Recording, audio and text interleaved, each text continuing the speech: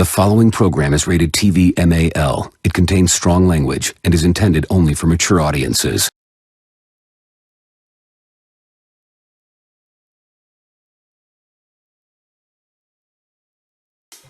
When working with small engines, it is important to take necessary precautions to avoid any potential injuries. Here are some safety tips that can help you work safely with small engines. Number 1, always read the operator's manual before operating or maintaining the machine. Number 2, wear appropriate personnel protective equipment such as gasoline-resistant gloves, safety glasses, and hearing protection. Number 3, regularly inspect small engine fuel lines and fittings and fuel tank and cap for cracks or leaks. Number 4, use the proper tools for the type of small engine repair or maintenance task. Remember, most injuries experienced during small engine repair or maintenance are avoidable and frequently due to the mechanic's inexperience or improper or inattentive work practices. Stay safe. Tools needed: recoil rope, 5/16 socket, 3/8 inch drive, socket wrench, spinner handle, mechanic gloves, and safety glasses. Okay, this is CDQ Drop a Dime Production YouTube. Today what we're going to be doing is another handyman job. What I found out was that this weekend they were talking about snow here in the Northeast. So I decided to bring out my snow blower just to make sure it was running. It had oil, it had gasoline, and that it would start with no problem since the weekend is 2 days from today. So what I had forgotten was that last year when I was using my snow blower, unfortunately my my pulley had popped. It had come loose from the wind itself. So what I needed to do was to remove this. I did keep the old one, and it did kind of fray right at the tie-in part, which is about right here. This was the old piece here that had come apart. Now, you could actually buy this and you would have the end part of the string, making it easy to fit through the hole and through here. I didn't have time to go do that because, like I say, snow is expected starting tomorrow into Sunday, today being Friday. So I decided to see if I could just use the string that I had already had, kind of push that through this end and then tie it at the end, which I did here. I tied it up, put a little tape on it so that I could grab it with some tweezers and pull it through, and that's what I did. So I'm gonna put it back on and see if that works. The good thing about this snowblower, this Craftsman's snowblower, is that it does have an electric starter. So that may have been the reason why I didn't repair it last winter, because I have electric starter and I could start it. The problem with that is that if it should stall out here while I'm shoveling or snow blowing the snow from the walk path, I would have to push it all the way back here, plug it in, and start it again. So I want to try and tackle this problem right now, and I figured I would show you how I was going to do that. Again, the string had frayed right in the inside of this part here, which I don't know the name of it, but that's where it had come apart. So I was able to locate this part, and I fed that string right through here, and I just made it a knot there with a little bit of tape so that I could get it through there, and hopefully the knot that I made will hold. I made the knot so that as it pulls, it tightens and that it shouldn't come loose. Okay, so this is the area where the pulley attaches to the actual engine itself to start the engine.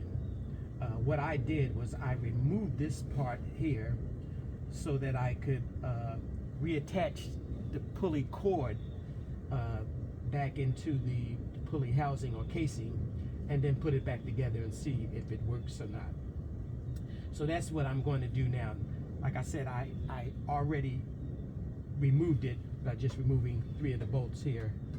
What we have is a string or cord for my pulley to start my Craftsman snowblower.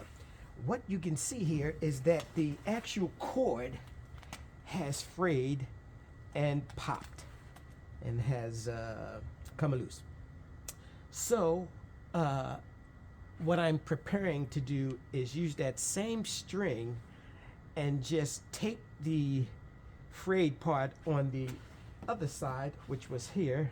As you can see, I got the tape on it, and then I just fed that back through here, and by threading it back through here, the next thing I did was I took the pulley and I turned the inside, this mechanism here, and I turned it all the way counterclockwise until it actually stopped where I couldn't turn it anymore, this pulley here.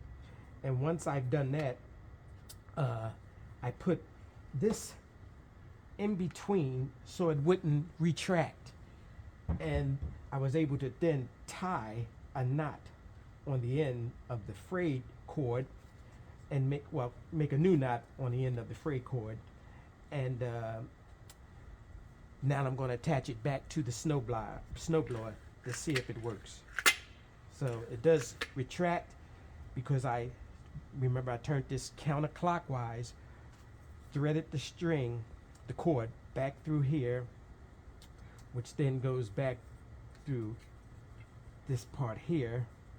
You want to make sure that when you do that, that it's lined up. That goes through this plastic pulley part here, and then you tie your knot. Okay? Okay, here we are. We're just going to line this back up. There was only 3 screws to remove this guy, and we're going to make sure that the holes match up.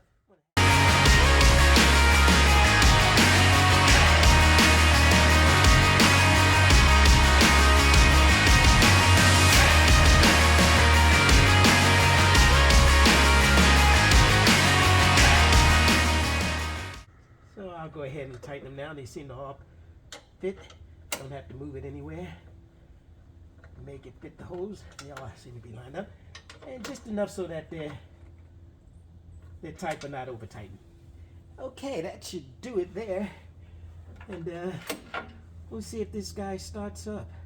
Let's take a look. Alrighty. Before you start your engine up, you want to make sure you have enough gasoline in it and you have enough oil in it. And your throttle, at this case, I'm on the start of the throttle. I'll move it to the center once I see that it's starting to kick over. Okay, so here's the areas that I was referring to, which we have the throttle and the choke. I was just telling you that sometimes when you start when you pull the pulley cord to start the engine, you want to make sure that the lever is on the choke, and you want to move the throttle a little bit from the start angle, and then you can go ahead and start it. But that's what you couldn't see in the video, so I wanted just to show you the 2 switches that I have here, the choke and the throttle. Okay, and again, I'll start that just to show you what that looks like. But it did work, as you see. So okay, we got the cord attached to the pulley, and it seems to be holding for now. But if it doesn't, again, I have an electric start. I'll show you what that looks like. So right here is where my AC cord goes for my electric starter, and then all I got to do is just, again, make sure that everything is where they should be, and then just push this button in here and that'll start it. Again, let's test this out one more time and see if that works.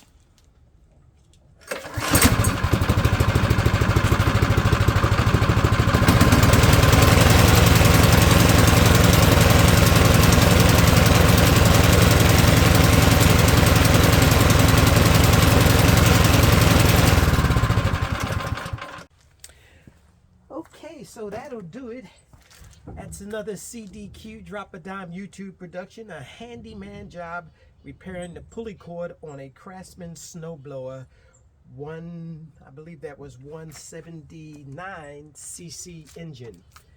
So, thank you for watching.